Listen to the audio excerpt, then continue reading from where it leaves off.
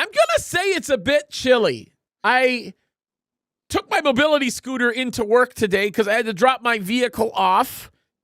I could not be where I needed to be this morning, but I can tell you that the weather is a bit cold right now. How about this? The temperature is a whopping 67 degrees and perfectly sunny.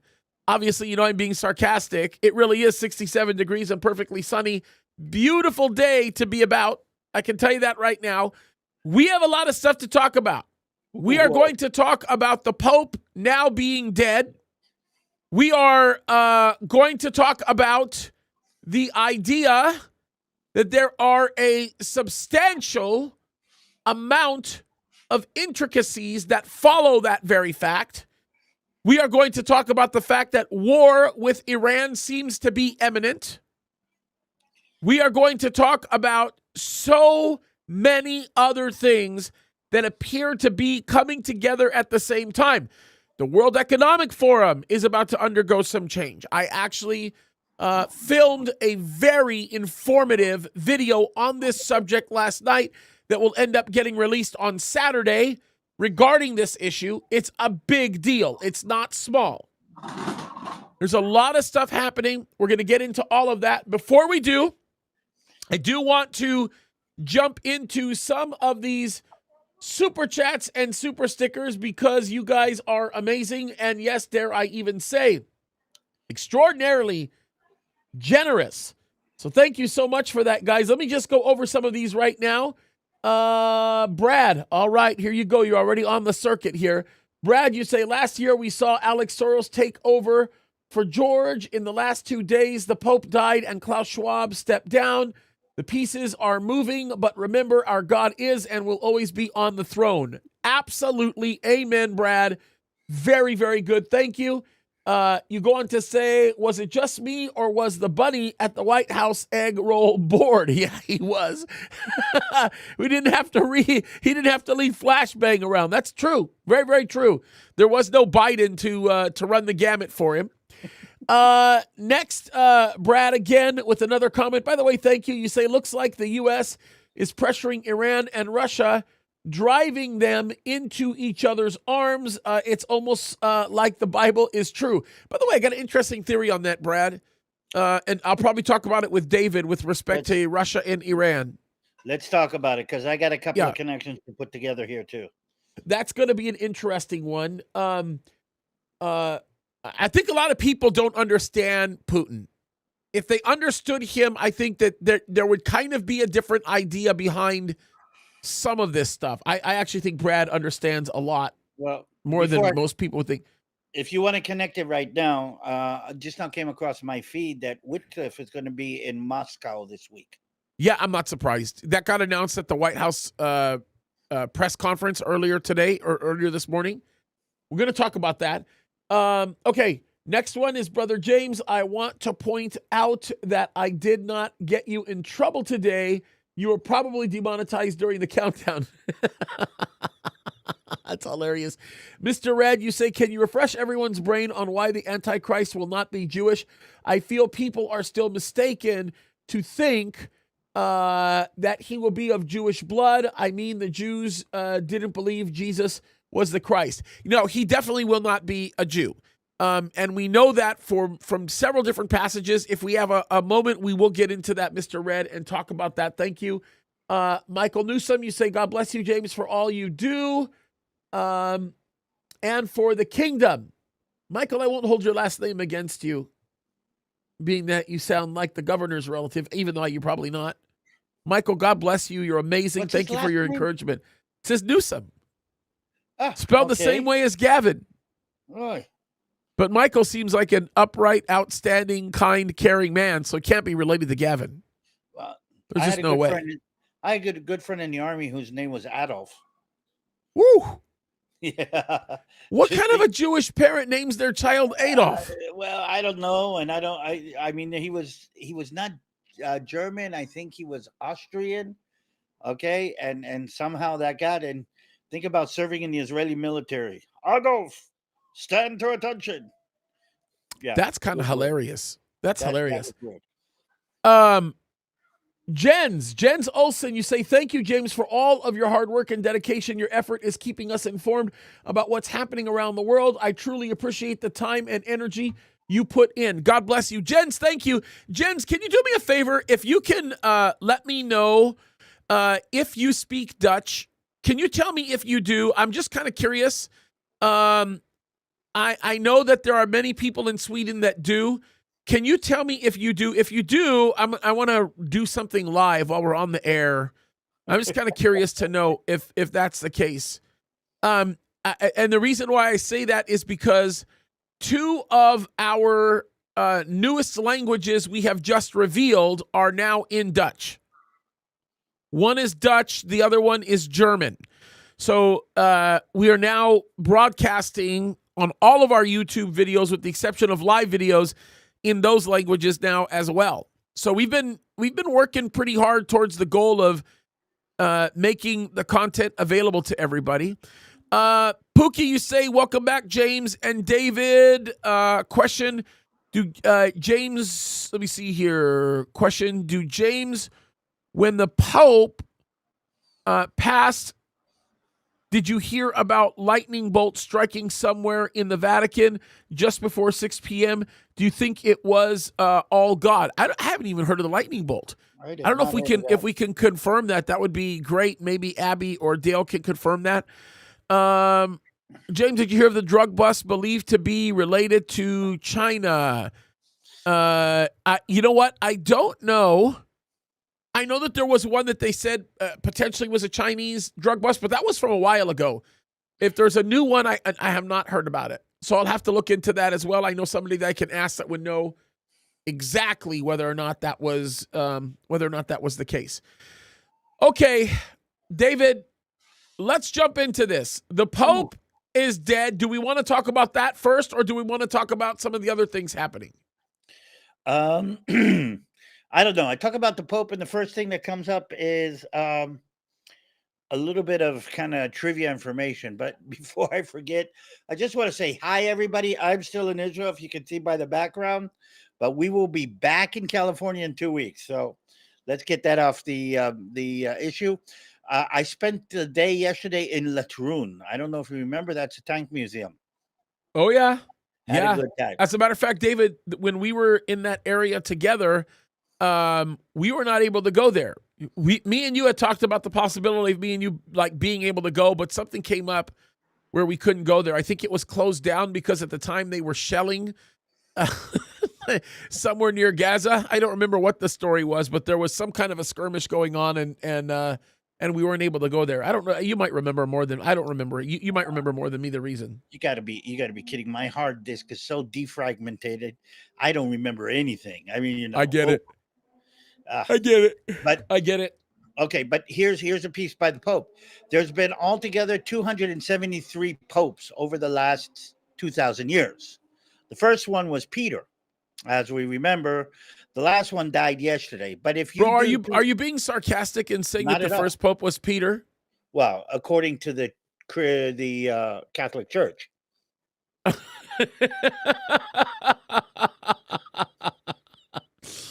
Oh my goodness, bro. Oh my goodness. Really? I know they say that. I know they say that. That's why I'm laughing, but that's hilarious. But do you understand that's less than 10 years per pope, which is a lifelong job? And one of the things that a lot of people don't know, that there was a crime syndicate that ran the Vatican for, I think, something like 4 or 5 generations in Italy. They made a HBO television series about him. There was one transvestite pope who managed to convince everybody that she was a he until she miscarried on the stairs of the Sistine Chapel. So it is David, is that really the case, the transvestite pope thing? Well, they made a movie about it, but as far as we understand, the fact that they've covered up, there's a gap of about something like 4 years in the history, and the fact that there is a chair that is known in the Vatican that the Pope has to sit on. It's got a couple stairs leading up that has a hole underneath so things can be checked to make sure. That is true.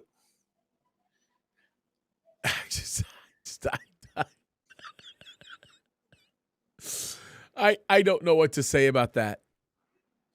Okay, but I honest to goodness don't know what to say about that. there's not much to say when you turn the spirituality, when you turn it into politics, you lose the core value of everything that it is.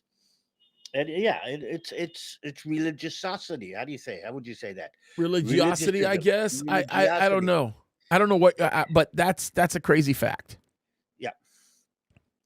But back Uh, to our issue, this pope was a little bit different in a couple of ways. First of all, according to everything that we understand, he was the first Jesuit pope. Now, I don't that's right. know. Yeah. I As don't a matter know. of fact, LR, not to cut you off, LR just made this comment. By the way, thank you. He says the last pope being Jesuit and the Catholic involvement with Marxism, Joe Biden having Jesuit trainers, and the border are all related. Wild. It's interesting. So I, by the way, watched a movie a little while called The Mission. I don't know if you remember. Hollywood put a movie out with a couple of famous actors about Catholic missionaries in the South American jungle, Mm-hmm. and it basically talked about the Jesuits and about the politics inside the Vatican with the Jesuits that at some point were depoliticized because they didn't bow down to the authority of the Pope. Isn't that interesting? And this was a Jesuit pope. And the Jesuits are connected deeply to many people who connect them to the deep state. And very interesting that this pope actually died on the same day that what's his name, Jesuit Schwab, Klaus Schwab. Klaus Schwab stepped down.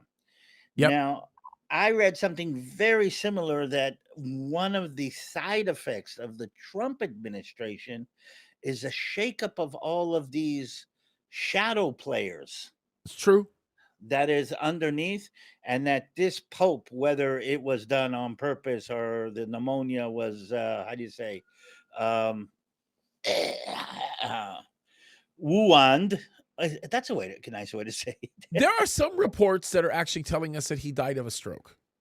Yeah. So, And strokes can be induced. I don't know if you know that. oh, I did not know that. I mean, I technically, theoretically, I guess they could. Yeah. Well, I don't know if you remember, there was a Palestinian arm dealer in Dubai that died of a stroke in his hotel room, and it Yeah. was kind of weird. I don't know if you remember that story. Yeah. And It was called the Mossad stroke, right? it was a stroke.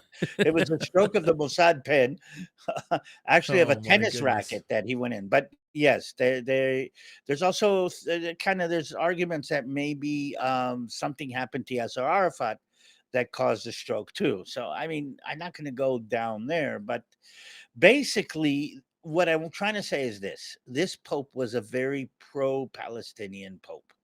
Yep. In fact, he was so pro-Palestinian that they wrapped up baby Jesus in a Palestinian kafia in the main manger scene in the Vatican. We saw that. Yeah. That's right. And While in essence he was glorifying it. Yep. exactly, and he did open up a office for the Palestinian state inside the Vatican and did recognize Palestine as an actual state. So yes, and what I'm trying to say is this, and I heard the Christ at the checkpoint, the Lutheran minister from Bethlehem, talking the other day, also on my podcast. The church, led by right wing extremists in some ways, the how do you say the traditional church is going more and more into the Palestinian camp, and we're seeing it on a lot of different levels in very, very different ways. The Pope was part of that. Tucker Carlson is part of that. Very much giving a platform to these radical Christian anti-Semites. And I don't know if there used to be something called evangelical socialism or social evangelicalism that started off in South America, basically that ran around this theology that Jesus cannot be a capitalist because Jesus was all about love. So there, and then that spread into what we call Palestinian evangelicalism, which basically says Jesus was all about love, and it can't be that he would allow the occupation and the genocide and everything like that, meaning using Christianity against God's chosen people. Yeah. And Yep. that is a new wave that we're seeing, and it's starting to be ridden on all kinds of different levels. Replacement theology is part of it. Orthodox Catholicism is part of it. Literally, it's a new dynamic of using Christianity against the Jews. Yeah, 100%. And 100%. It's something. Oh, go ahead, David. Sorry. it's not completely new, but I'm seeing it newly in a twist here that's kind of spread through the social media, and I'm kind of worried about this. Yeah. Yeah. It's interesting. It doesn't help to have, as you mentioned before, people that are prominent, especially in conservative circles that have gained a massive audience, default to this area.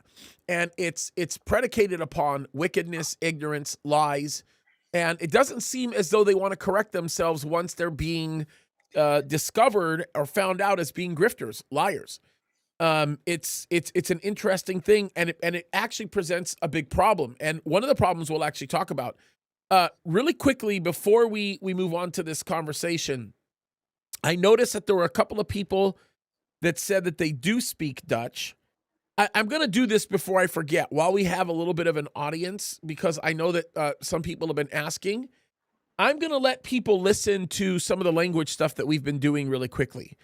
And there's a reason, there's a method to the madness. I'm picking this time to do it right now because I have some information coming my way that's going to come to me in about 3 minutes that I want to read out to you guys. But for those of you that are speaking multiple languages, let me show you some of the stuff that we're actually doing right now. So I'm going to give you a little demo of how things sound. We'll start with English, and then I'll show you some of the languages we're doing right now. Okay, so here's the beginning of the English language version of one of our recent videos. Okay, here we go. All right, folks. If you are watching this right now when it is just released, it is Easter morning, and I thought that we would have a very serious heart-to-heart talk about an issue that I think is very serious. Now, okay, so that's English. Okay, this is Portuguese. So this should be fun. Bom, pessoal, se estão assistindo agora, quando saiu, é manhã de Páscoa. Pensei que poderíamos ter uma conversa séria sobre um assunto que acho muito sério. Quero dizer isso logo de cara. Podem notar meu tom diferente, minha voz diferente. That's my voice. Podem notar meus trejeitos diferentes. Okay, now this is Dutch. For those of you guys that speak Dutch, Bartjan, we were thinking about Dutch, huh? Do they have a Hebrew version? We'll be there. We'll be in Hebrew very, very soon. The only reason why Hebrew has been one that we have not prioritized is because virtually every Jew in Israel speaks English, which is why we've sort of been slow on the Hebrew side. Okay, here's Dutch. Bartjan, tell me what you think. I know there's a few others. Let me know how this sounds. We've worked hard on this one. Here we go. Oké, mensen, als jullie dit nu kijken, nu het net uit is het paasochtend. Ik dacht, laten we een serieus gesprek van hart tot hart hebben over een kwestie die volgens mij heel serieus is. Ik wil dit meteen even zeggen. Misschien merk je dat mijn toon anders is, mijn stem anders is, misschien zelfs mijn manieren. Dat komt omdat... Okay, so I'm really curious to tell me what Bartjan thinks of this one. Any of you guys that can speak these languages, let me know. And yes, Tweeter Trash, it does exactly that. It mimics me. It mimics my voice is kept. It's my voice. We're working really hard to make sure it's good. Okay, so that was Dutch. Here is Spanish. Now, I just want to say this right off the bat. You can see my lips moving. Yo hablo español muy poquito, pero yo entiendo mucho. So mi español es muy mal, pero, it works. Look, it's good. Listen to the Spanish one. Here we go. Bueno, gente, si están viendo esto ahora mismo, cuando acaba de salir, es la mañana de Pascua, y pensé que tendríamos una plática muy seria de corazón a corazón sobre un tema que creo que es muy serio. Ahora, quiero decir esto de entrada. Quizá I like how my roles are, entrada. You know, it works out really nice. It's sweet. Entrada. Yeah, so that's Spanish. Okay? And then and this is German. By the way, all the recent videos are being done in all these languages. So here is German. We've got Japanese coming very, very soon. We've got a few other languages coming very, very soon. Come on, James. Okay. I need to hear you in Hebrew just for the fun of it. I mean, Hebrew's coming. I'll pay for you that. can hear me in Hebrew right now. But one of my videos. Okay, so this is the Arabic also we're going to do soon, but it's not the work. We still have a lot to work. We still have a lot of work to do on the Arabic side. Okay, here's German. For anybody that speaks German, here we go. Okay, Leute, wenn ihr das jetzt seht, wo es veröffentlicht wurde, ist Ostermorgen. Ich dachte, wir führen ein sehr ernstes Gespräch unter 4 Augen über ein Thema, das ich für sehr ernst halte. Ich möchte das gleich zu Beginn klar sagen. Ihr merkt vielleicht, mein Tonfall ist anders, meine... So there it is. And we got a few others that are coming. It's pretty good. Swahili. Someone asked about Swahili. That's happening. There's a lot of work, hundreds of hours of work that's being done to make sure this stuff gets right. Especially when we start talking about all of the translation work that we're doing. There's a lot of work involved in it. Very, very, a good amount of work involved. Especially because when you do Bible translation, it's a lot more difficult than if it was just like everyday speaking. Because biblical terms are hard to get right. That's true. So, say again? That's true. Yeah. So, it's the same problem we're having with Hebrew.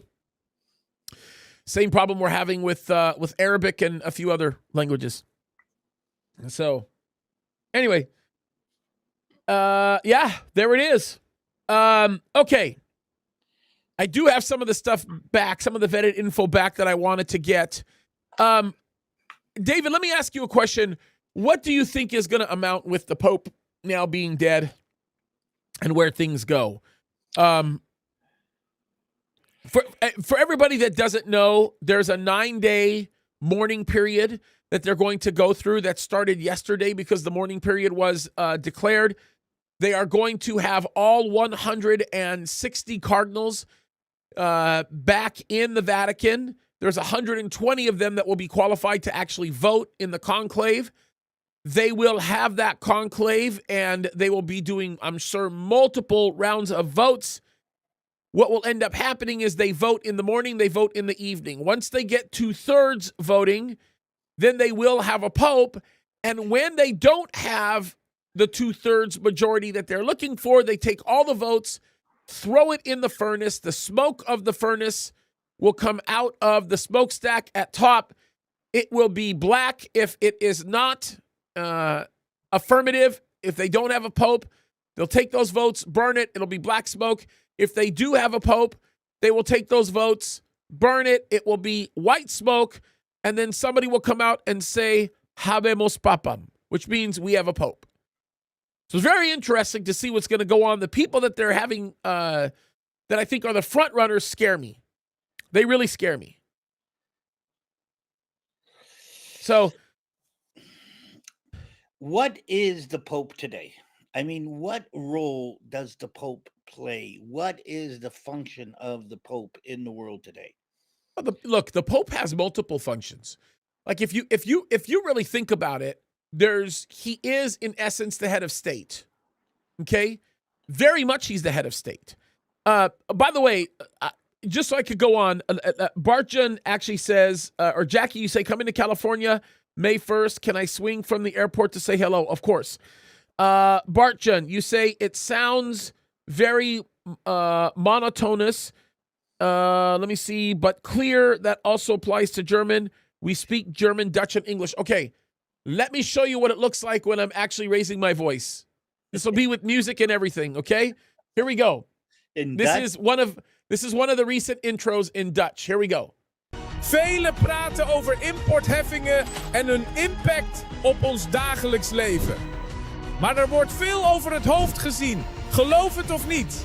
De Bijbel zegt namelijk verrassend veel over deze kwesties. En vandaag gaan we daar dieper op in. Hou je vast, want er speelt veel meer dan je misschien denkt. Oké, mensen, laten we beginnen. Ik moet zeggen, hier heb ik echt naar uitgekeken om te doen. Er is veel over nagedacht.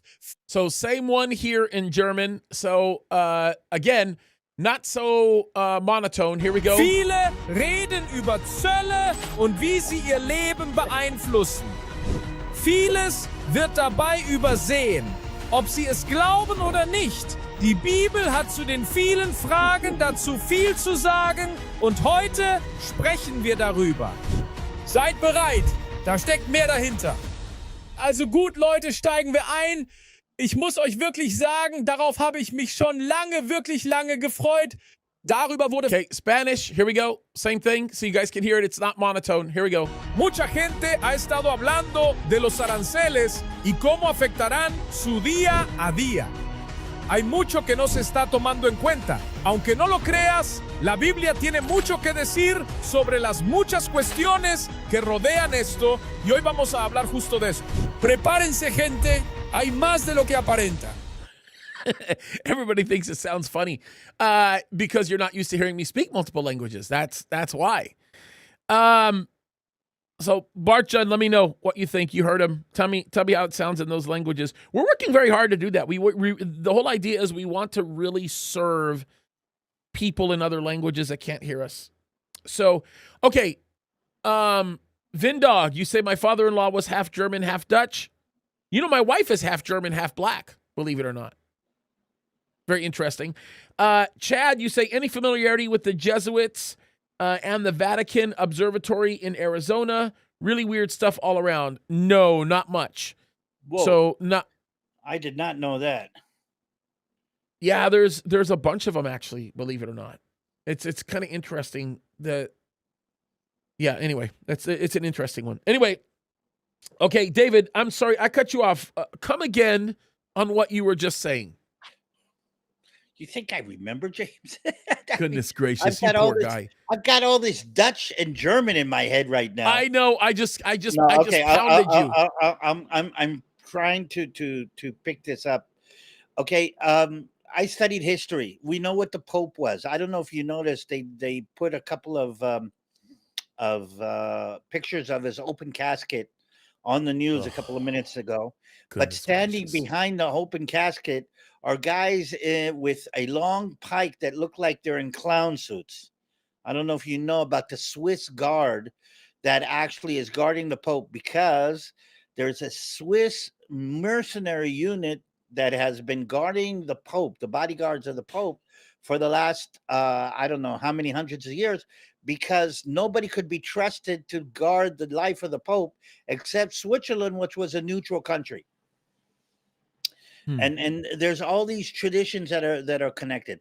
I mean, there's so much deep politics in the Vatican that my question is this. Okay, now in the world that we live in today, when we're starting to see the crack of the deeper, shadowier, underlying kind of leadership of the world, kind of a little bit crumbling. And again, the Pope is dead and Schwab is gone, and other elements of the deeper elements of the deep state are being slightly exposed. What is the role of the papacy today in this new world that is being connected? And that's kind of part of the it's a loaded question, David. Oh, because I know. Because James, I ask you loaded questions all the time, and then I pull the trigger. No, but again, the sarcasm there is hilarious. The big issue that you have to consider are a couple of things. First of all, the Vatican has its own deep state. This is not a debatable or questionable thing. It's not on the level of what we see here in the United States of America. It certainly is not on the level of what we're seeing in Israel with the Shin Bet and your whole judicial system and all the other nonsense that we're looking at right now. But there is kind of a Shabbat type style interface that exists within the Vatican. And you have to keep this in mind. The Vatican, their head of state, their principal is the Pope. So he carries on in representation of their country. The Vatican is a country. People don't recognize that. And I think that there are a lot of goings on and comings forth that the Pope himself is actually walking in lockstep with. The difference between what we would call the Vatican's deep state and the Pope and his relationship is exactly that, how he interacted with them. And how he interacted with them was very in lockstep because he was, on a lot of levels, a product of them. And the product of them centers around the goal and the desire, not for a nationalistic approach, although there are some popes right now that are on the candidate list, on the short list, that are very much nationalistic popes. Very much. So there are some of those examples. But this guy was a globalist. This guy was certainly on the short list to become the false prophet that we read about in the book of Revelation. Certainly he can't do that now. But if the Pope, look, if the new Pope becomes somebody that is different from the Pope that we've had, we could see some substantial changes in Eastern and Western Europe specifically. It could extend into the Middle East because of the involvement that the Vatican has had, especially on the Gaza-Turkey side of things. It's a significant thing.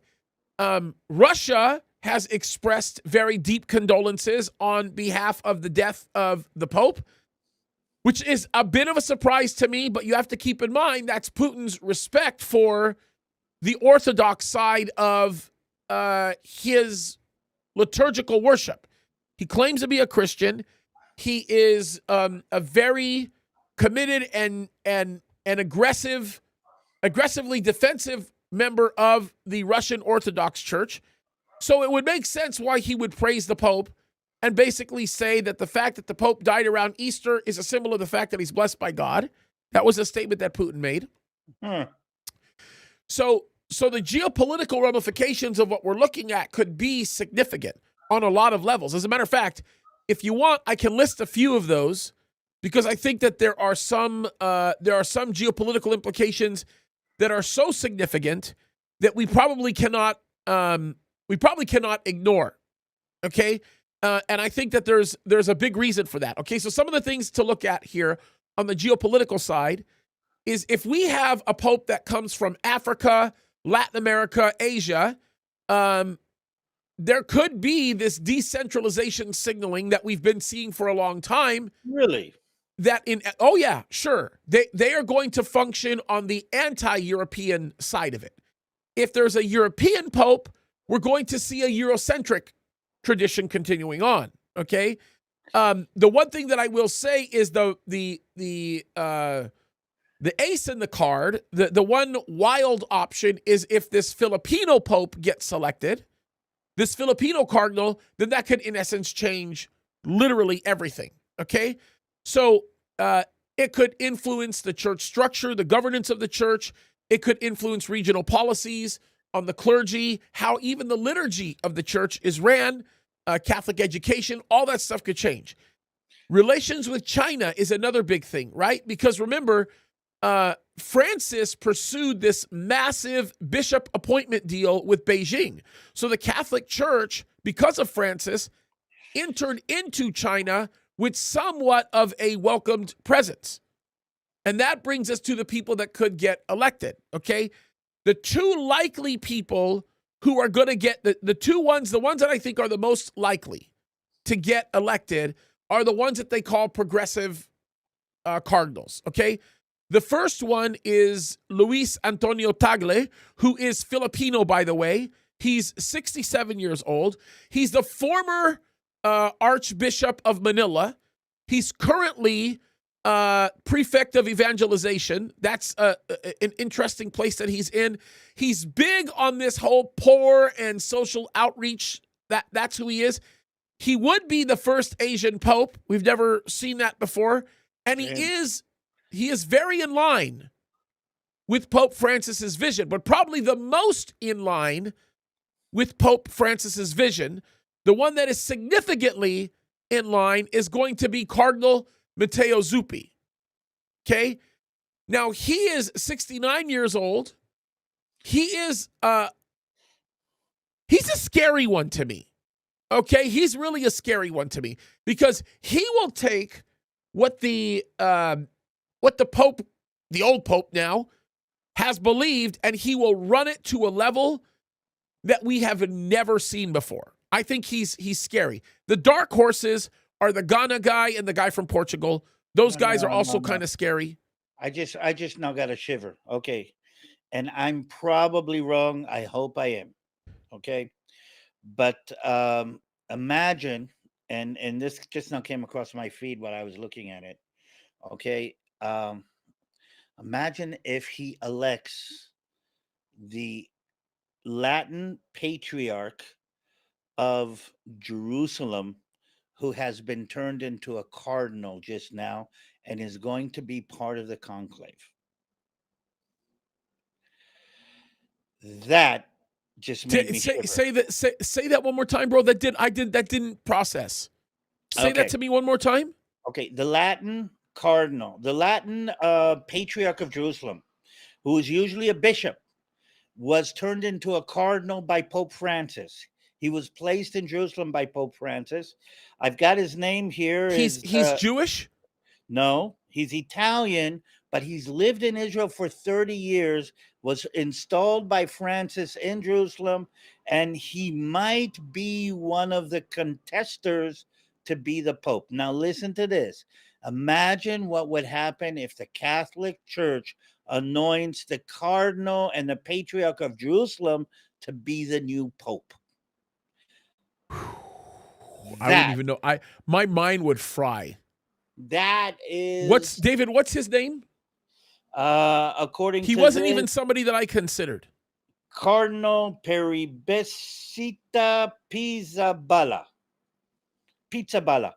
I don't know. It really is. It's spelled Pizzaballa. He speaks fluent Israel, has lived in Israel for 30 years, was installed by Francis, will participate in the conclave, and he might be what the Catholic Church is going to do. And that is going to be one of the most devastating moves by the devil, to turn the Catholic Patriarch of Jerusalem into the head of the Christian Church. Ugh. This is very interesting to me. You've taken me off guard live. Sorry, because I don't even know the name. I don't even know who it is. It just now came across. I'm kind of looking at one of the Israeli news feeds. They're talking about the Pope. Okay, he moved to Jerusalem. He's 60 years old. He became the spell it. I'm sorry, we're doing this live, guys. I'm sorry. Can you spell his name for me? Pizza, yeah, and Bala. Pizza Balla. Pizza? Yeah, I know. Pizza Barella? Balla. It sounds like pizza balla. There's no R. It's like pizza balls. Pizza balls. Pizza Balla? Balla. I gotta find out who this person is. It just now came across on the Israeli feed. Okay, and Israel is talking about it. Israel's not only talking about it, Israel's worried about it. Okay, let's. Why is Israel worried about it? Let me. Is he a bad guy? Is he a? We don't even know who he is, but the fact that the Catholic Church would put the Catholic representative that is connected to the Catholic Arab community in Jerusalem, because there's no Catholic Jews. Okay. Okay, I've got some facts on him here. Okay, born April 21, 1965 in Cologno, He's Al Italian. Serio in Italy. That's right. Ooh, this is interesting, bro. He's from the Friars. He's Franciscan. Wow. Wow, dude. Ordained as a priest in 1990. Studied theology at the Pontifical University, which I wouldn't be surprised there. That doesn't surprise me. Earned a degree in biblical theology. Oh, that doesn't surprise me either. Listen to this. He got his degree, his biblical theology degree from Studium Biblicum Franciscum in Jerusalem. Exactly. He speaks fluent Italian, Hebrew, and English. This is interesting, bro. He oversaw custodianship of the Catholic sites in the Holy Land from 2004 to 2016, that shocks me as a Franciscan. Apostolic administrator of the Latin Patriarchate of Jerusalem from 2016 to 2020. Latin Patriarch of Jerusalem, big deal, by the way, appointed by Pope Francis to lead the Latin Church in the Holy Land. And in 2023, he was elevated to the College of Cardinals by Pope Francis, becoming the first resident cardinal in Jerusalem's history. Look at the Middle East stuff that's up here, bro. Interfaith, he's actively engaged in promoting understanding amongst Christians, Jews, and Muslims. He's a big interfaith guy, which scares me. His advocacy for peace. Let me read this to you. In 2023, during the Israel-Hamas conflict, he offered himself as a hostage in exchange for Israeli children held in Gaza, demonstrating profound commitment to peace and humanitarian efforts. Okay, we got a picture, James. No, but listen to this, David. Listen to this. This is the part that concerns me. Oh, but this is for Christians in Gaza. He says, it says support for Gaza Christians, work to provide moral and economic support to Christian community in Gaza, emphasizing the importance of proximity and solidarity. It's really interesting, bro. They're actually saying he's a legit contender, shortlister. Yep. To become the next pope. Okay, I want. How did that escape my radar? And I want to just use this for a little bit of a thought exercise. They are putting the Christian element of Jerusalem on the map. They are putting the anti-Israel element. I think one of the things that I find here that he stated that he is worried that that the Christian church, the 2,000-year-old Christian community, has come under increased attack from the most right-wing government in Israel's history. He's going to light the torch of anti-Semitism and anti-Israelism in the Catholic Church. That brings us back to what I was talking about before, James. The church is turning against Israel. This is going to be another piece of that puzzle.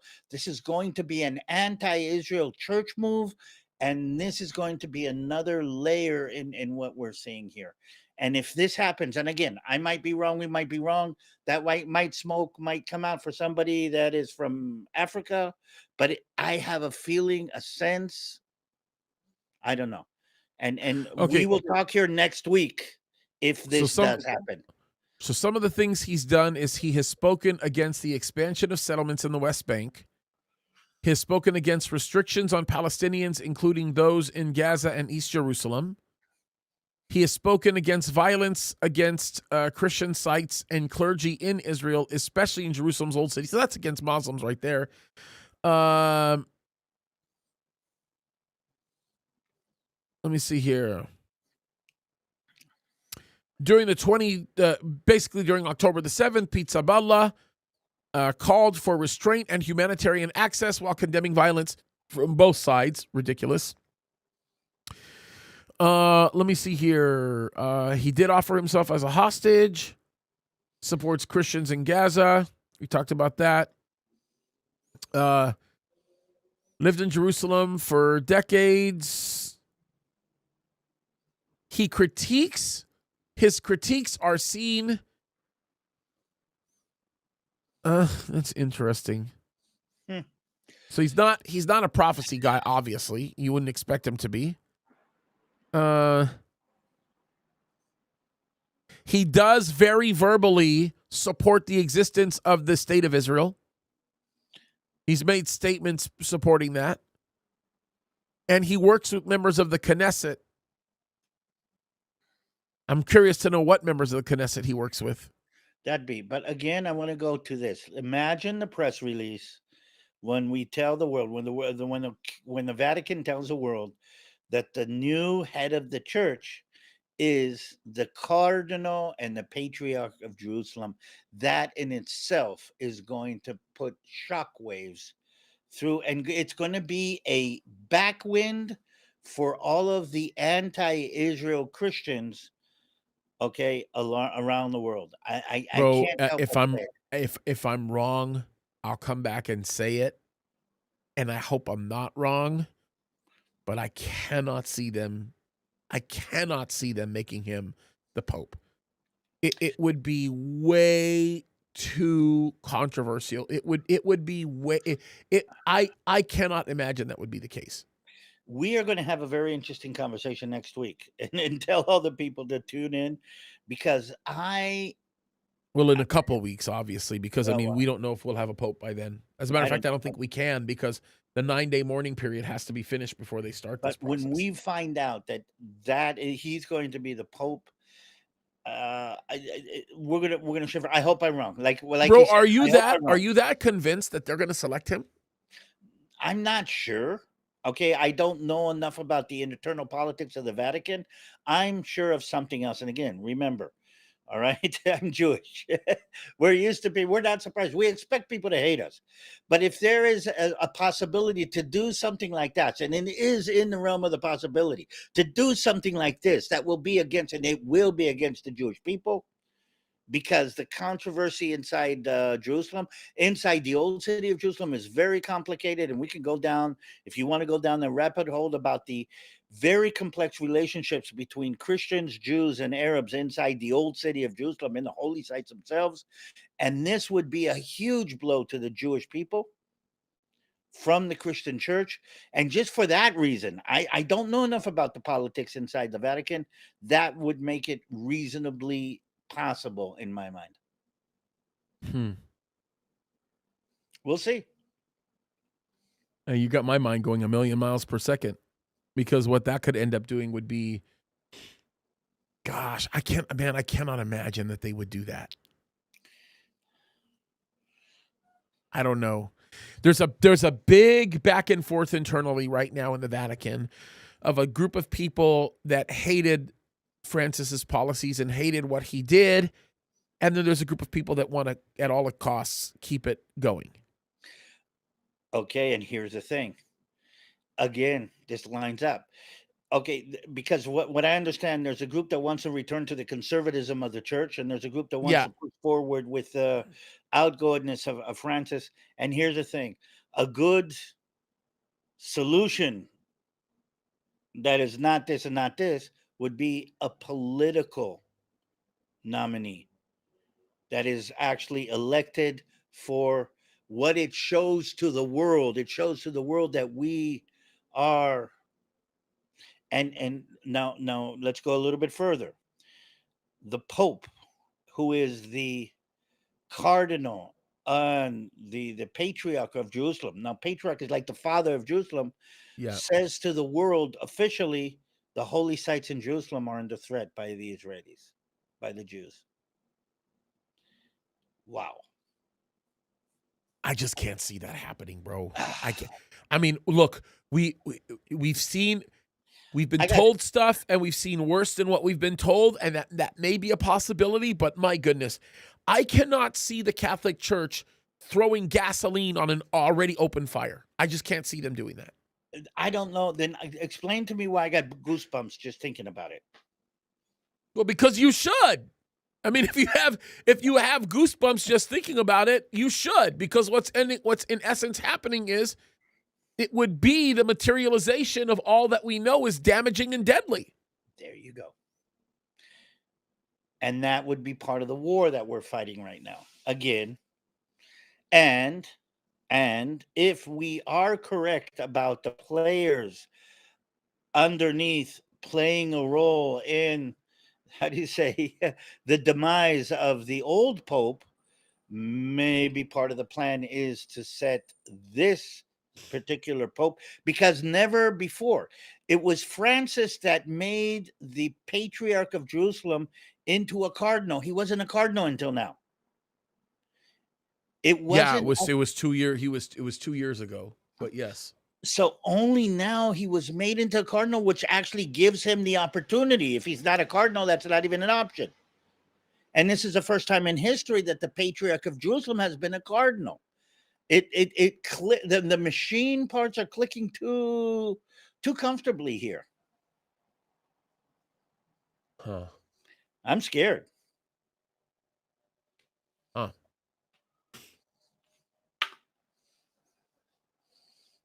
Yeah, you got me wondering on that one. I don't know. No, I don't know either. Let's make this clear. But the how do you say, the dominoes clicking here are very loud. Who's thinking that this could be who are you reading that's thinking this could be it? Out of curiosity. Well, it started off with one of the Israeli Channel 2. Times of Israel is saying the same thing. And one of the right-wing Israeli, I don't know if you know Epoch Times. Yeah, sure. Well, there's an Israel version of it, and he kind of came up with. Man, that would be hard to watch. Oh no, that would be hard to watch. What would it mean if he did? What would it mean if it did happen? Well, let me blow my nose and I'll tell you. Just 1 second.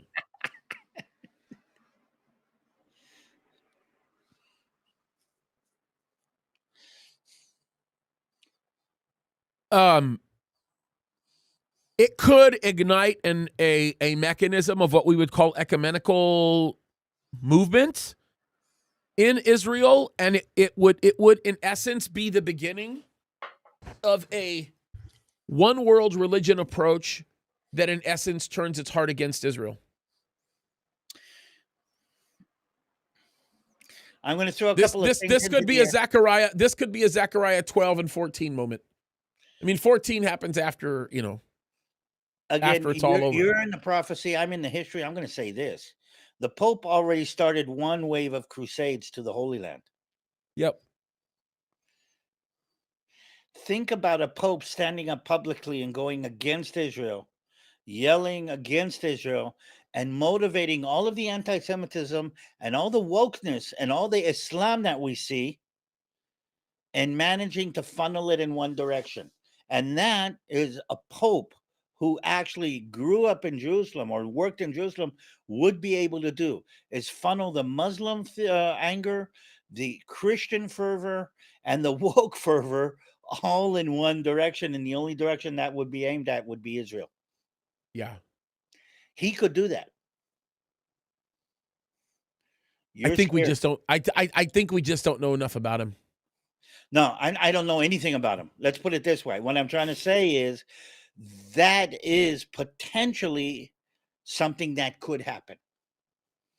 And as a Jew who's always been at the short end of these kind of sticks, I wouldn't be surprised if it does. In the overlying, I mean, this would give more credit to the church. Think about this. Okay, what would this do for the church worldwide? It would create more support for the church from elements that don't support the church right now. Think about the South American entities. Think about the Arab Christians. This would cause, if we get an anti-Israel Patriarch of Jerusalem in the papacy, he would manage to bring support from parts of the world that never had anything. He would have queers for Catholics. I mean, he would really have it. This is a potential to unify a lot of different elements that we kind of tend to talk about them in different languages or in different channels, that would come together underneath the Christian umbrella. The problem here, David, is that I feel very naked, okay, in this. And the reason why I feel very naked in this is because I don't know enough about him to be able to make a judgment call like that. I don't know where he's going to go. I even with the stuff that shows his past. See, one of the let me just explain where the conundrum is, okay? Right now within the Catholic Church, and I'm not talking about the church as a whole. I'm not talking about the overall church that spans the world. I'm talking about the internal politics of the Vatican. There are some extreme disagreements that exist, extreme divisions. Perhaps the greatest moment where those divisions were shown to the whole world was when Pope Benedict left. Yeah. Okay? I remember that. And then, of course, when he passed, there was a book that had already been written and instructed to be released, and there was a lot of nonsense that kind of resurfaced. So the conundrum that I'm dealing with here is that they're not standing in a unified position. You are dealing with people that are on some pretty big extremes. Okay? Francis coming out of a school of Jesuits that were actually not the conservative traditional Jesuits that everybody knows. They were actually We have deep that- state. They were actually deep state. Yeah, that's right. That's right. He came from the camp of Jesuits that became Vatican's deep state in a very unusual classification. The Vatican, at least for the past 15 whatever years, has represented an infrastructure where its own principal is the head of its deep state. Very interesting how that works. He may have been one of the founders and establishers of that deep state. So it's very difficult. The equivalent in Israel would be like this, bro. It would be as though Ronan Bar became the prime minister and the foreign minister or the president was the crazy attorney general. It feels that way in the Vatican right now when Pope Francis became the Pope. And for those of you that are not really familiar with Israeli politics, it would be as though on many levels. Let me see if I can come up with an American equivalent of this. It would be as though Nikki Haley became the president of the United States. And Pelosi. the vice, yeah, you know what? That's actually a good analogy. And the vice president was Pelosi. That's exactly what we'd be looking at. Okay, so but what I want to do is this. I mean, I understand the conundrum, and again, my knowledge of the internal politics of the Vatican are almost unconceivable. But the fact that this guy was made a cardinal by Francis, the fact that this guy has been in Israel, the fact that this guy is considered the patriarch of Jerusalem, that's almost as important as the patriarch of Rome. Okay. The fact that at this point in time, he would be able to accumulate all of these rhetoric, movement, support of all of these things, the fact that he would be able to be the lens for that. Again, I don't know the politics. I don't know what's going in, but the fact that that is a possibility is very unique, I think, in this time. And I pray to God that I'm wrong. I pray to God that I'm wrong. Yeah, it is interesting, bro. I guess, you know what? Let me just put you on the spot here. What's your premise behind the idea that it could be him? Is it kind of like one of those, I'm just shooting from the hip, it's a gut thing? Or like, what's your premise behind believing it could be him? I'm shooting from the hip. It's not a gut thing. I'm just saying, in the army we have, when you try to kind of decide what are the possibilities or what are the different ways that your enemy could act, we have three main terminologies. We have what is feasible, what is probable, we have what is not probable, and we have what is dangerous. You have the dangerous act, meaning he would do this and this would be more it's probably not going to happen, but if it does happen, this is the most dangerous. By the way, this is part of the mistake that we made in October 7th. But this pizza bala, I know it sounds weird, ball pizza, Yeah. okay. But him being with what he represents, being in the Vatican right now and actually turning on Israel from the Vatican, because I know that the Catholic Church in Jerusalem is very, very anti-Israel. That would, just by the fact that that is a possibility and how dangerous it would be, that gives me more of a shiver than anything else. And again, like I said, I hope I'm wrong. We're having this conversation in a couple of weeks and see what happens.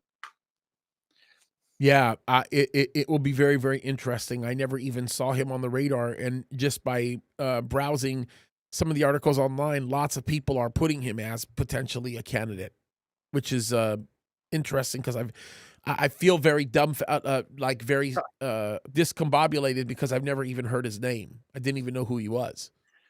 No, I didn't either. So it's interesting to see where the politics of that one is actually going to end up going, especially when you start looking at.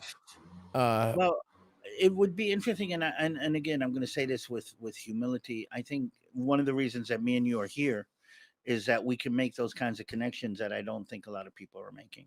No, I agree. I think that's. I hope and pray that's part of the value that we're bringing to our audience. Okay, David, let's do this. I know you're tired and it's midnight over there, or it's close to it. I think it's 11 o'clock. I think, right? 11. Yeah. Where are we at with Iran, in your opinion? How close are we to war?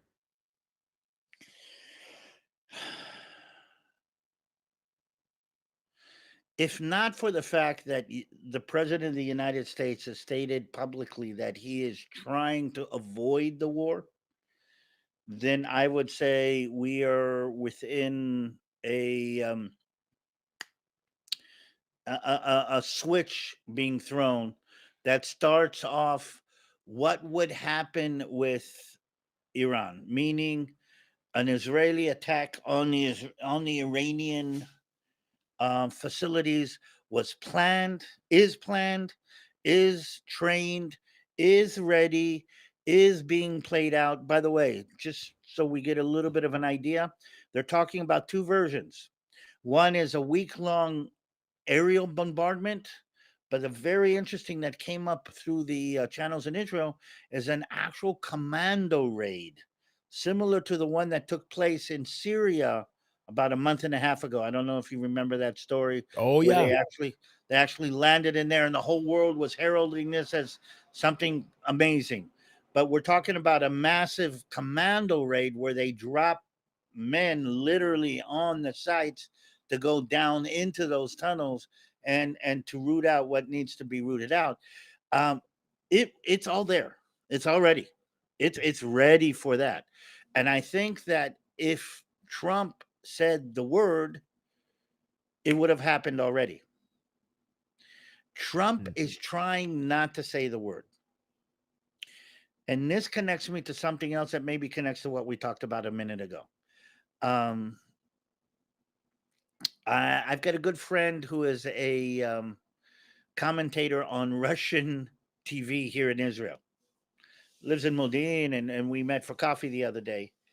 And he says that in Russian circles, there is a growing dynamic that President Trump and President Putin are carving up the world in order to reach an agreement between them about who gets what in order for the United States to put the European and the Middle Eastern theater behind them and put his main interest on the Chinese. Meaning there is a negotiation going on between Trump and Putin right now about who does, who gets, who is what. And from there,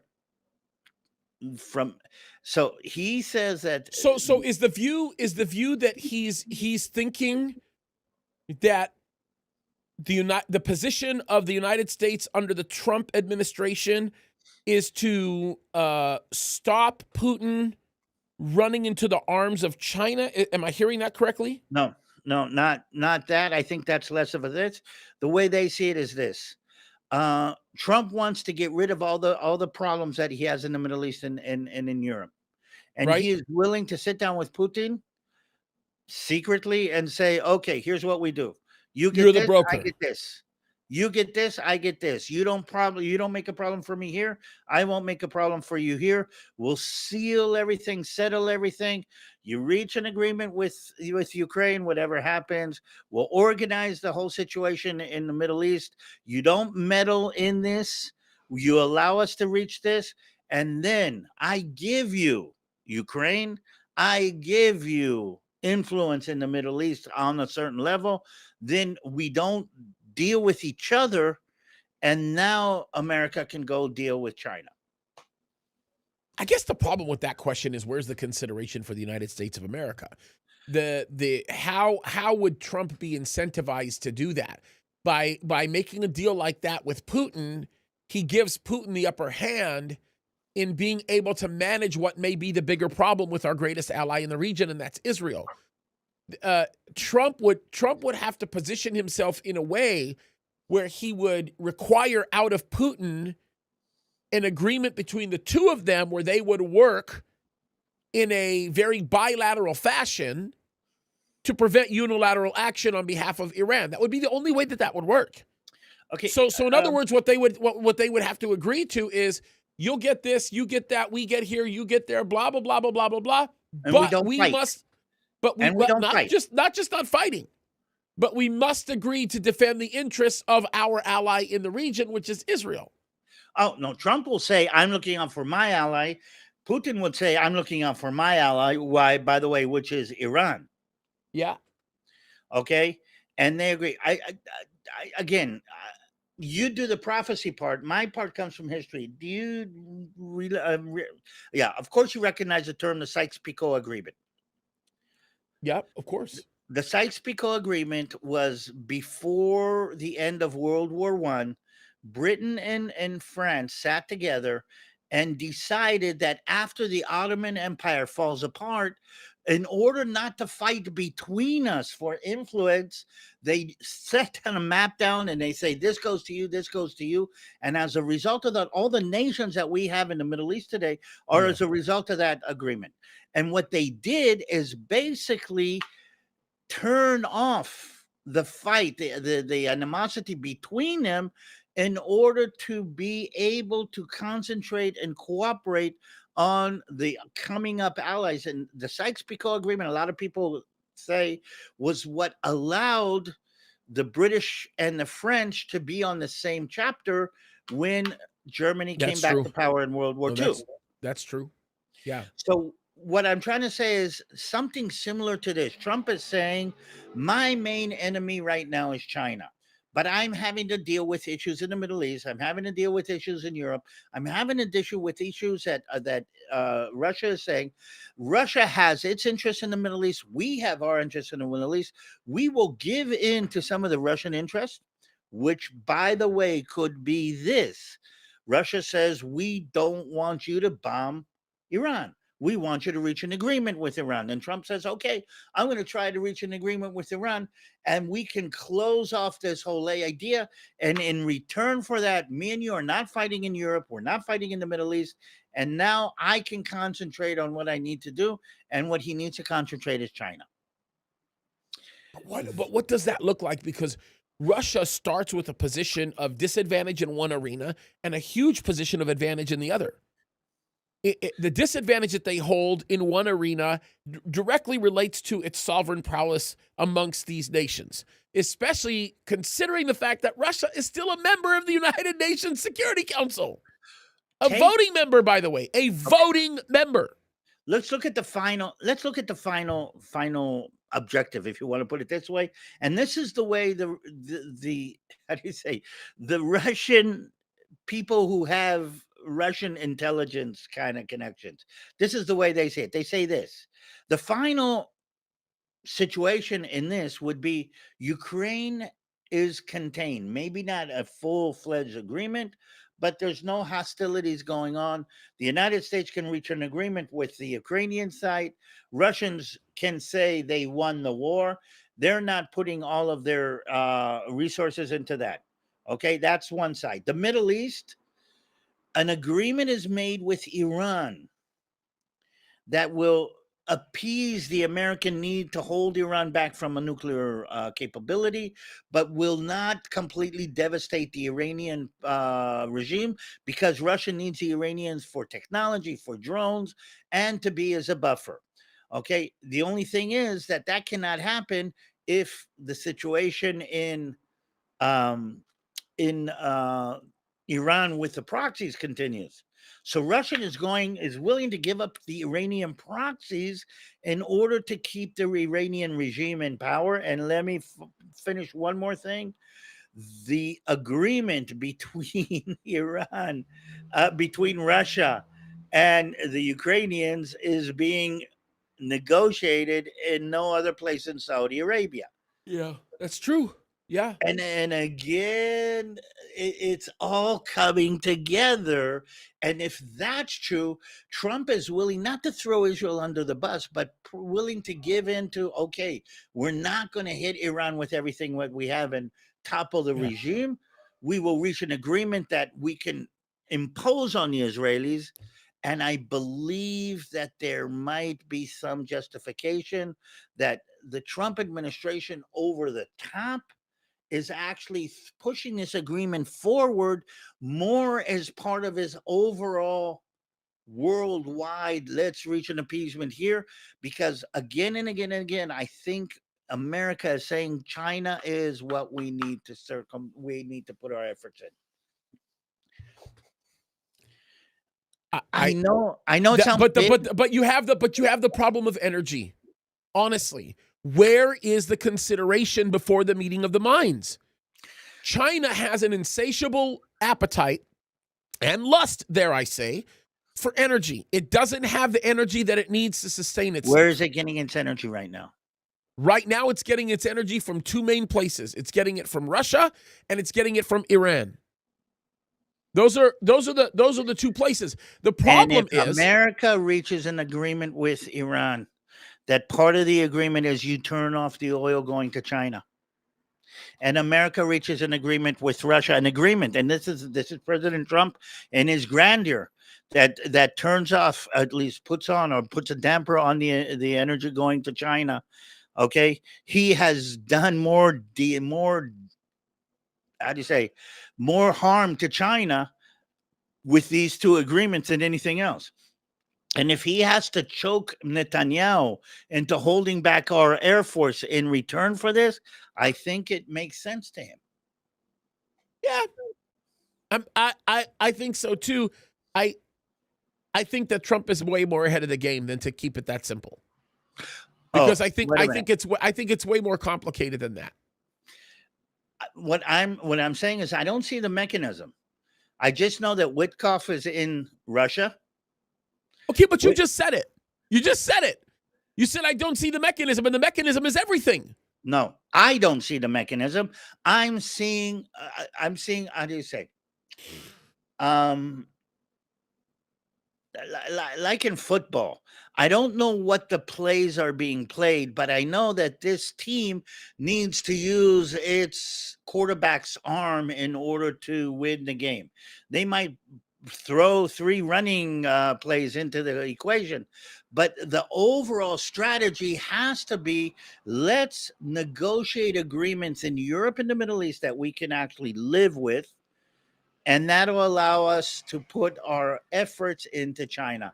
And again, it seems reasonable and it seems very Trumpish to do something like this. But David, that's the question again. Where is the consideration? The problem that we have right now centers around the issue with China. China is in a position where it has completely ripped off the whole world. China is not on a good standing with anybody. Even the globalists can't stand China.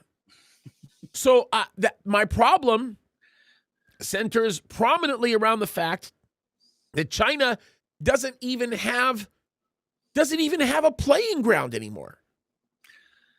I think that's the problem that we have to consider. It's got Iran. Does it?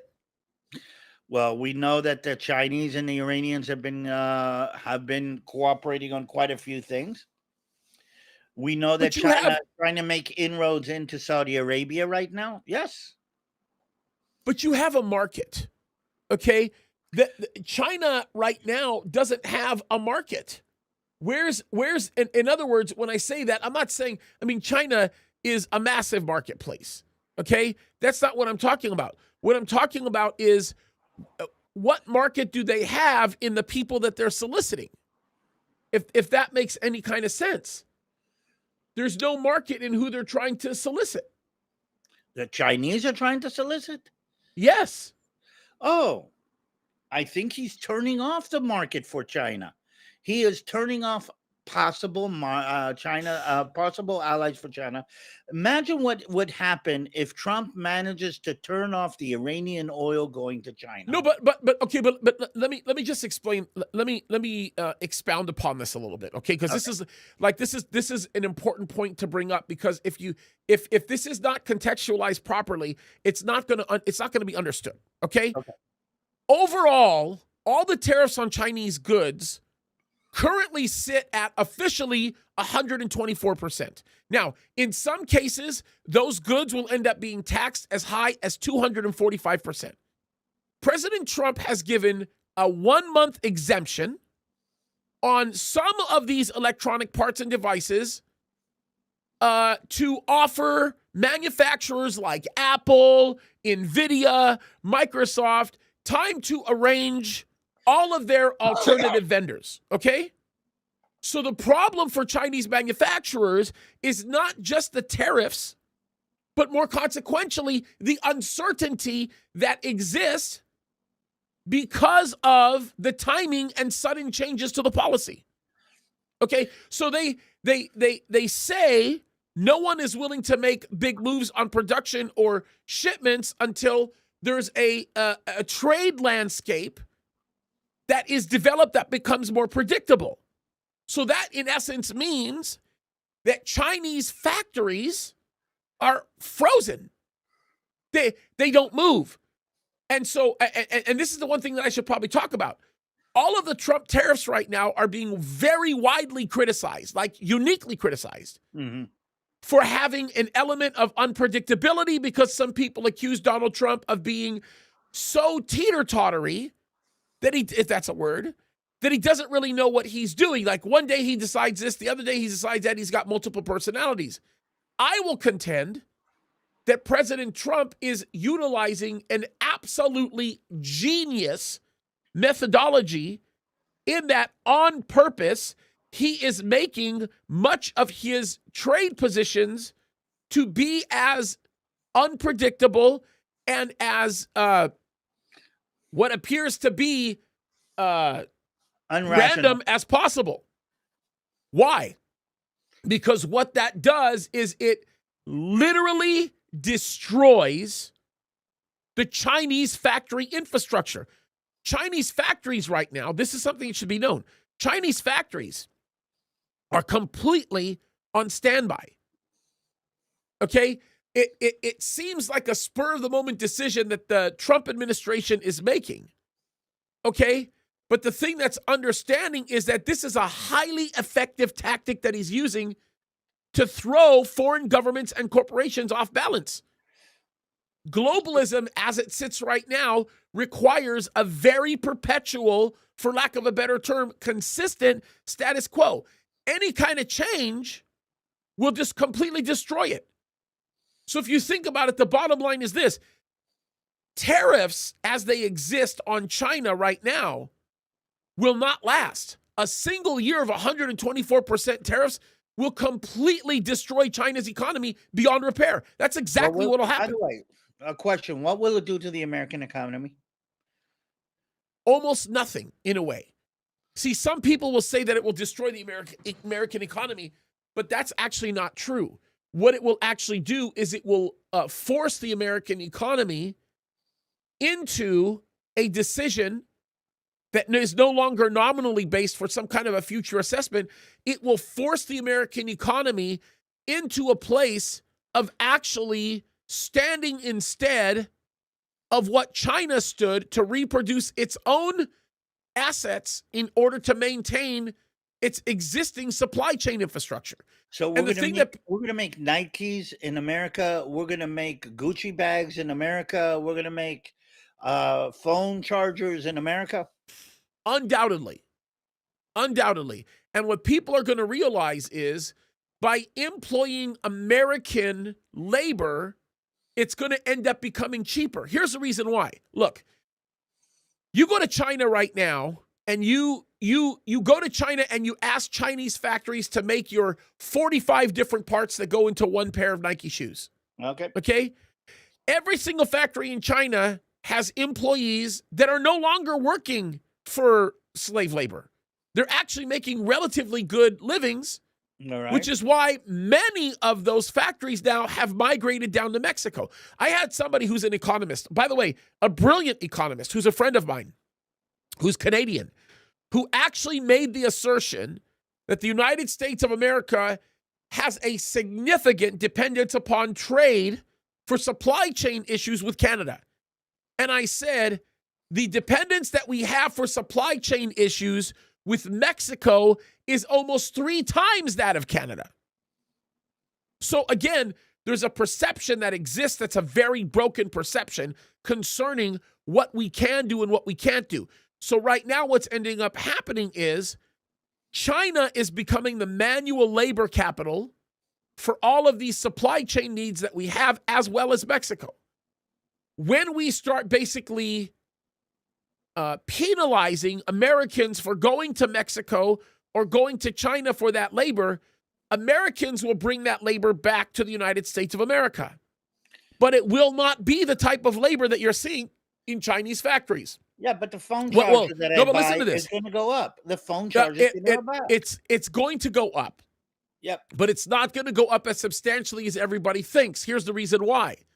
Because unlike the factories in China, the factories that will be built in the United States will utilize more automation than any other factories have used in the history of manufacturing. The Industrial Revolution, as we understood it in the early 1900s, will not be the type of industrial revolution that everybody's expecting it to be if we brought those manufacturing jobs back to the United States of America. What those manufacturing jobs will in essence become is they will become a group of highly skilled factory workers that are responsible for the maintenance of the machinery that makes the parts, as opposed to the people who actually make the parts themselves. Those will be AI jobs. Those will be jobs managing computers. Those will be highly technical and advanced mechanical and engineering jobs, which, by the way, the beauty about the factory environment is it will not require substantial STEM education that exists in the United States of America today as we understand it. Rather, it will become very hands-on, and the nature of the hands-on education will provide for an upscale slope or an upscale swing in economic returns. Why? Because if I come and bring somebody in my factory that doesn't have an MIT education, he has no real education other than the basics, basic math, basic reading, basic writing. and I bring him into my factory and I train him on this equipment, he becomes versatily aware of how that equipment runs. And because of the nature of what goes into that equipment to make it run, his education will grow.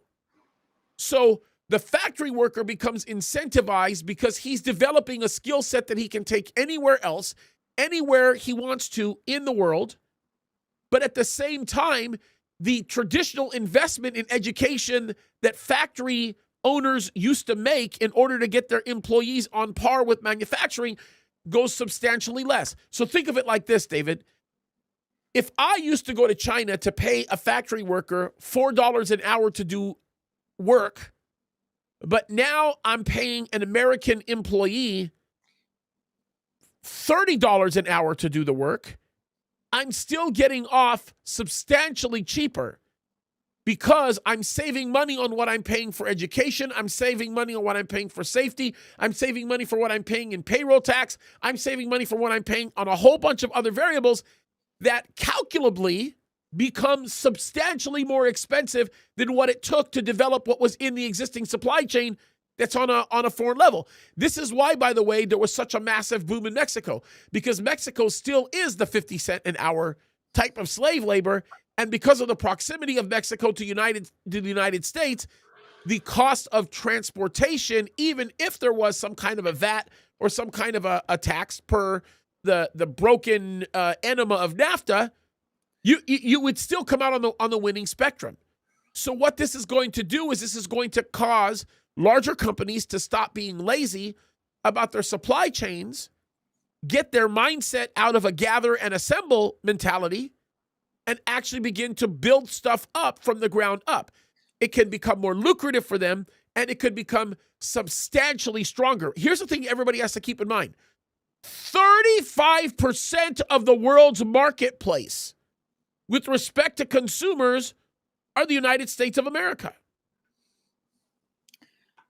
Yep. So China can't survive, no matter how you cut it. There's no way China can survive. What's going to just happen doesn't to work. China? That's right. What's going to happen?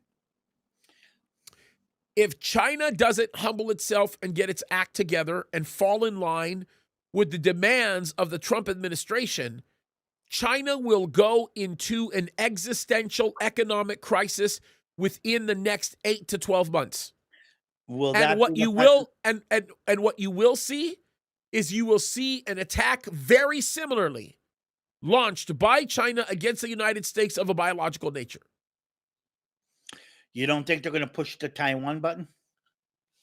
No way they push the Taiwan button. I'll tell you why.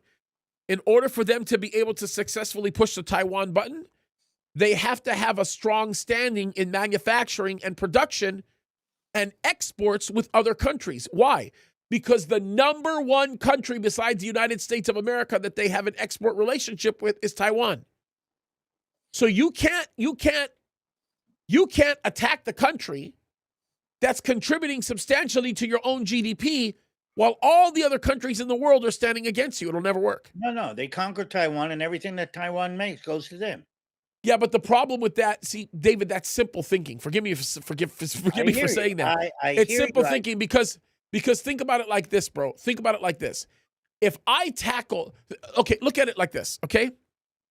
Look at it as I'm a guy who's selling, let's just pretend I'm selling cookies, okay? And you're my best friend and I'm selling cookies to you. Now, we have a kind of a rough relationship. You're mean to me. You're not nice. I'm mean to you. I'm not nice. But you know what? You pay me the most money that anybody else pays me for cookies. So I'm the cookie monster now. Now, let's just say that because of your ability to take the cookies that I sold you and you take them and resell them to everybody else and you make a massive profit. Well, that massive profit that you make in taking my cookies and selling them to everybody else, I become the beneficiary of them because I can regularly up my prices and you'll regularly pay them because no matter what, you're still making a massive profit margin on everybody else that you're selling cookies to. So let's just can't, say I I can't help. so I got to give you an example for this one. no, but wait, but hold on, David. Let me finish the thought. Okay. So let's just say that I'm mad at you and I'm ticked off because I know you have a relationship with all these people and you're making way more money selling my cookies after you put cream on them and you dress them up or whatever. So instead, I'm going to take you out of the picture. I'm going to tie you up, lock you in a room. I'm going to now take over your whole cookie dress-up factory, and then I'm going to go sell them to everybody else. Guess what? Nobody else is going to buy from me. Why are they not going to buy from me? Because I'm the guy that ripped them all off. So why in the world would I go and buy if I was ripped off by the cookie maker? Why would I go buy from him directly? I've always been buying from the guy who bought from the cookie maker because he's dealt with me reasonably. That's what would happen with China let's if they took over Taiwan. Look at I put it into Taiwan. Taiwan makes most of the world's semiconductors. Okay. Guess what? That's about to change because of the commitment that was just made to Trump.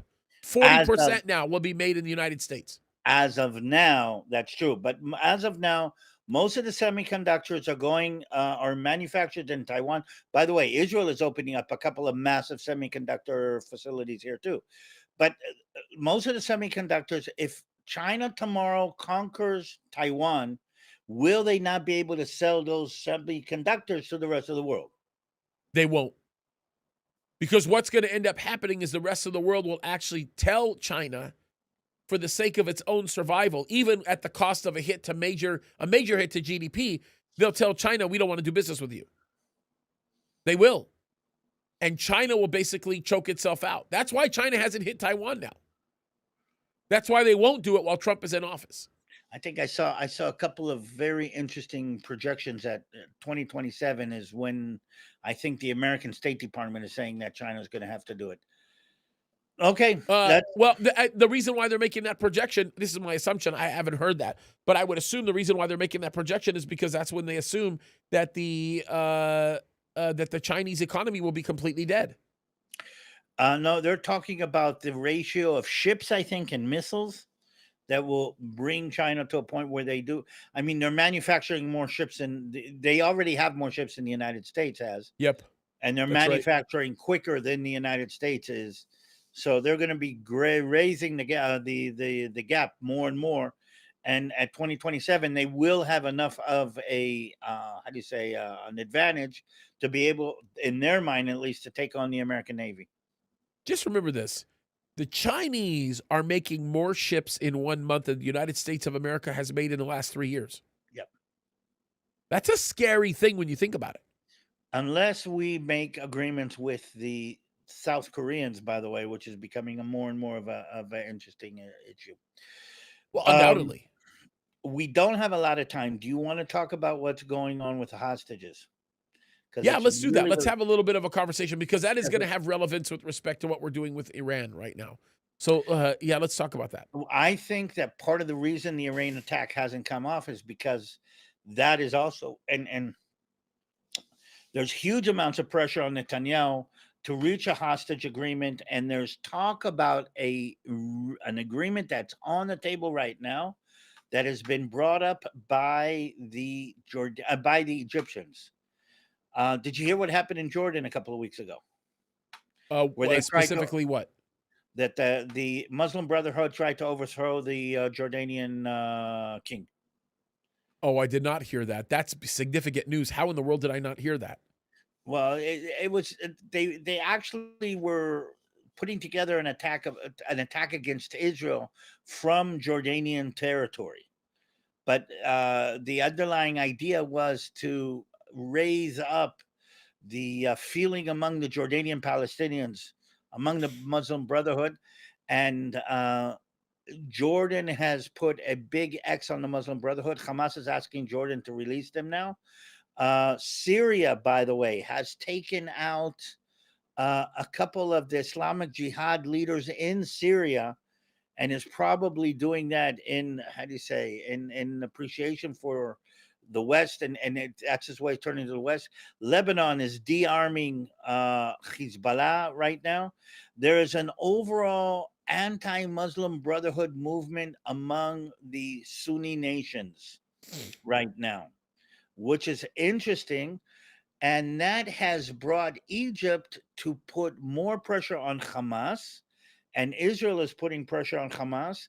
And according to what I'm seeing from the Israeli news, there is a 5-year ceasefire on the table right now that Hamas is willing to agree with, that will release all of the hostages in one go.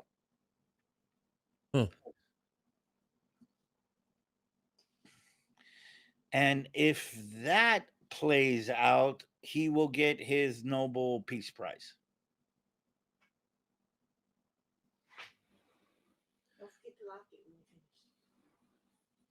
I guess my mind is going a million miles per second because I know Abdullah, and Abdullah is not going to sit on his duff and allow Islamic Brotherhood to get away with what they did in Jordan.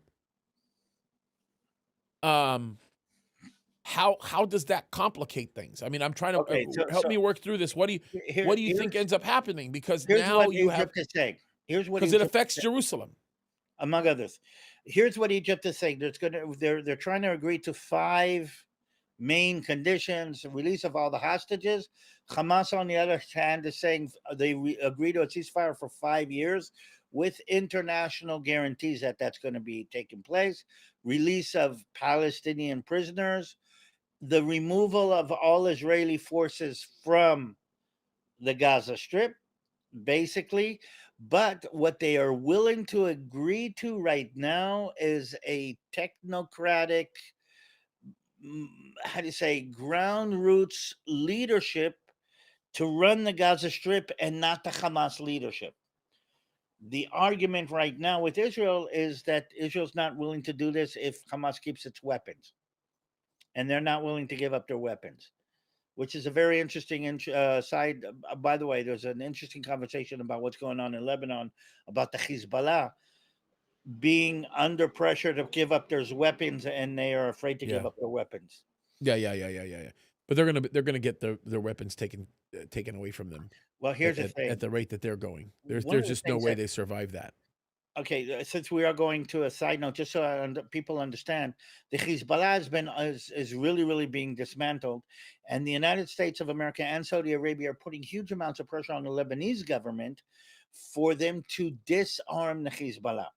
Now, the problem with that is that the Hezbollah have no right to exist if they're disarmed, but one of the things people don't understand, it's not only a political issue for the Hezbollah. If they give up their weapons, they're going to be massacred. Meaning they realize that giving up their weapons is going to be another Sabra and Shatila. Because the Lebanese, there's a lot of Lebanese hatred against the Hezbollah. And again, weapons in the Middle East means that you can defend your clan, your tribe, your people, your sect, your whatever.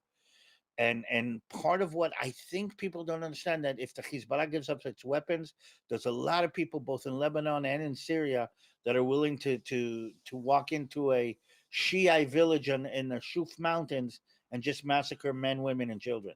Like they did. But how does that happen independent of Turkey's intervention to a level that the United States or NATO, for that matter, will get involved? Here we go again. That's the hidden. I guess that's the part that's going through my mind at a million. So here we go again. The mega plan that Trump has, and he is actually mixing in all of these recipes, and this is the play. I mean, he's got. Excuse me a minute. My leg just got out. That was. Got a cramp right there. He is playing on all these different stages at the same time. And here's another very interesting thing that I'm starting to pick up. Trump has decided that Israel is not the main instigator of access to the American administration. meaning Saudi Arabia. Yeah, explain that to me. Explain that statement. That's a heavy statement. What Okay. Qualify that for me a little bit. Let's What see does if I that can. mean? Okay, in the past, Middle Eastern countries, Saudi Arabia, Jordan, Egypt also realized that they had to pay a tax to Israel in order to have access to the American administration, mostly because of the power of AIPAC in Washington. What Okay. Trump has done, let me see if I can say, and just again, just think about this. But doesn't that sound like you're Let giving it- wait, into? Doesn't it wait, sound like wait, you're giving? let me finish the thought Okay. here. Because you're Iran sounding like Candace Owens a little bit. Iran is negotiating directly with the American administration. Saudi Arabia is directly with the American administration. Turkey directly with the American administration. Egypt directly with the American administration. All of a sudden, Israel has lost its brokerage, for lack of a better word, in the Middle East. Does that make sense? It And does. It does. But then I guess the question is, does that mean that the current president, which I think is a big fat no, does it mean that President Trump is undermining the standing of Israel in the region? no, I think what he is doing is what he is doing in all the different places. He is a friend of Israel, but he is also sees himself as, for lack of a better word, a parent that agrees with Israel on most things. The last conversation, they had a conversation today, Trump and Bibi, and both came out with, yes, everything was great. We see the same on all of these. There's But no light between them. That's what the press secretary said. There's no light between the two of them. Yes, but again, he stopped Israel from the attack on Iran. He did. That's what Did Bibi, he? yeah. Wait, did That's he what or Bibi, were they? that's what Bibi was doing in Washington. He pulled Bibi to Washington and said to Bibi, just to make sure you're not going to do to us what the Hamas did to Iran. I know it sounds weird to say that. Okay. But he actually pulled it. So he's got his own, I'm not going to say agenda, but he's got a way to not completely agree with everything and put pressure on it. And don't get me wrong, I thank God that President Trump is the president of the United States. And I'm going to say this, I do trust his moral compass as much as I trust his business savvy. Yeah. I do believe there are things that are going on that we don't understand and we don't see. The interaction between the Trump administration and the Putin administration makes so much sense to me, even though I don't see all the different mechanisms going on. Okay, it makes so much sense because it kind of feels like what Trump would do. The kind of mega deal that he would do. Yeah, you're not wrong. You're not wrong. It just yeah, I think you're right. and I guess the question is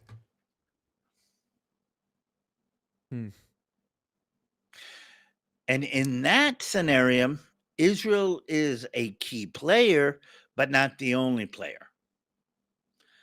And that is what in the Middle East. Yeah. Is a key player, but also Turkey is a key player. By the way, Turkey's been very, very quiet. I don't know if you noticed. Oh yeah, no, silent, like eerily quiet. Not Matter only- of fact, to the point where Turkey's now beginning to challenge the existence of NATO. As a matter of fact, this is really interesting. I don't know if you saw this article. I won't read it to you, but my researchers found this article. The title is A Turkish admiral, NATO has become a reckless zombie alliance. That's what this guy is saying. That's Turkey. Turkey's talking like Russia did before they invaded Ukraine. So I think this is the talk that is predicate to what will be a deeper invasion by Turkey into Syria. And I think every Jew who lives in Israel ought to be very worried about that. We are very worried. We are very worried, and it's not by chance that we're holding up to very strategic assets on the Hermon Mountain. It's not by chance that we're trying to create a Druze entity, autonomy, country between us and Damascus. I don't know if you know, but that's what's been going on underneath the surface on the Golan Heights today. I mean, let me read this to you. Let me read you the first paragraph. It says a prominent Turkish defense official has given a rare interview to a regional Middle East outlet wherein he describes NATO as a zombie alliance which has outlived its functionality and legitimacy as a real military alliance, something which is becoming increasingly evident as Trump threatens to walk the United States away from being the main funder and leader. Retired Rear Admiral Kem Gardines is architect of the Blue Homeland. You remember the Blue Homeland Maritime Doctrine? I don't know if you've heard of that phrase. No. Basically, it's Turkey's determination to build as many aggressive military ships as possible. Yeah, I got you. It remains a prominent geopolitical commentator on in Turkish society and the region. Blue Homeland signifies Ankara's expanded maritime claims the Eastern Mediterranean claims on the Eastern Mediterranean over the last several years. So they're going to make this conflict that exists between Lebanon, Turkey, and Israel regarding drilling rights in the Mediterranean. Specifically, we're talking about the Northeast Mediterranean. A part of what will become the expansion of their Navy base.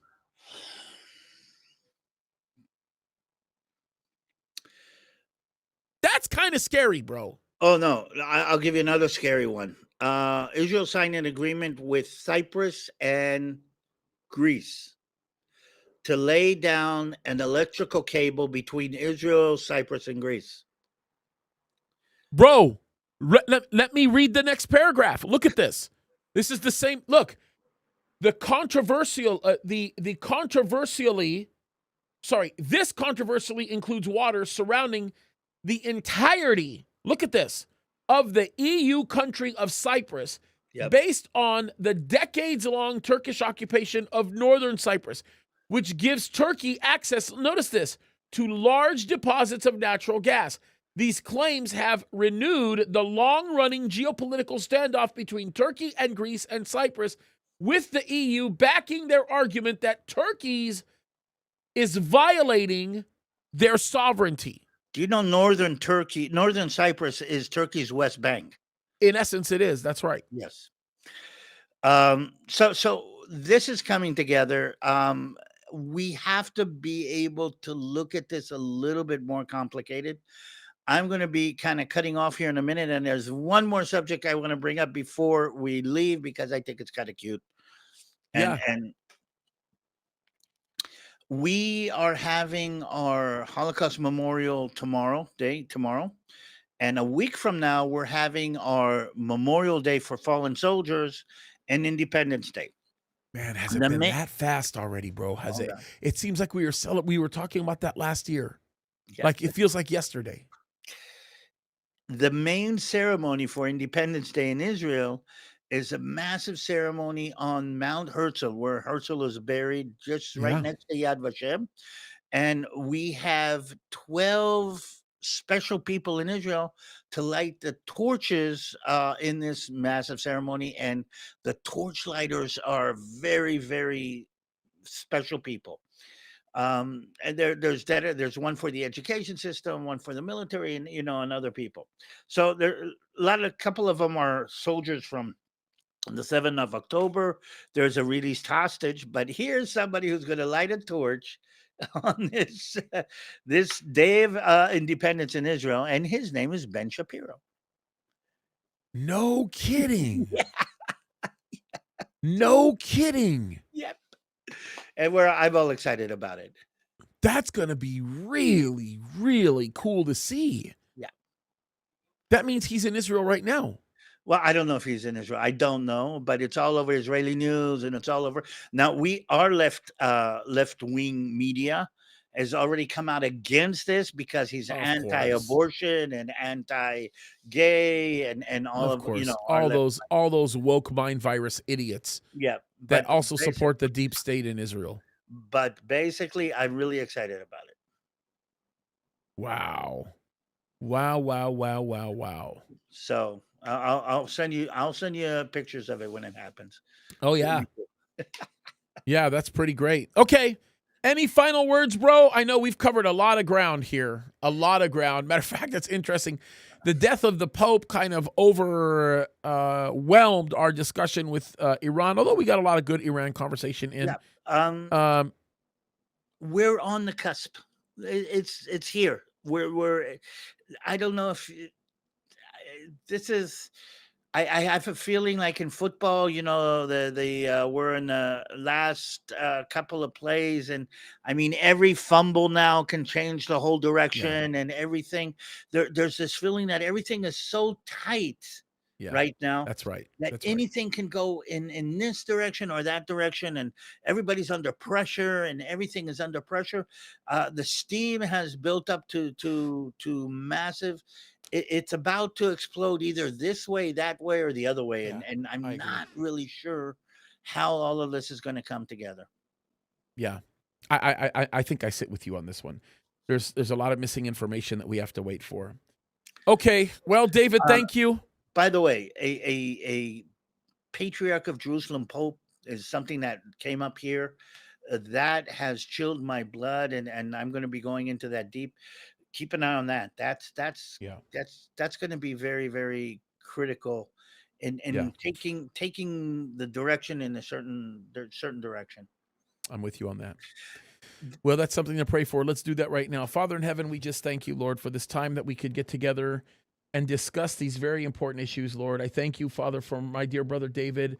I thank you, Father, for his love for you and for the opportunity that we have to talk about these things, Lord. I pray that you would keep him safe, as well as all Jews worldwide, Lord. Amen. We pray for the peace of Jerusalem. We pray, Lord, for the safety and the continued growth of Israel. And we just love you, God. We thank you. We pray that you would continue to bless the United States of America. You'd give our dear president wisdom as well, and keep us always looking to you. We love you, God, and thank you. We look to you, and we ask these things in Jesus' name we pray. Amen. All right, guys. God bless you. We love you very, very much. And let me see here. I think I saw one comment come in, and I don't want to miss it. I think it was from I don't know who. It was someone that told me that the language was good after we did the new one. Either way, cool. Whoever that was, thank you. We love you. God bless you guys. Keep fighting the good fight.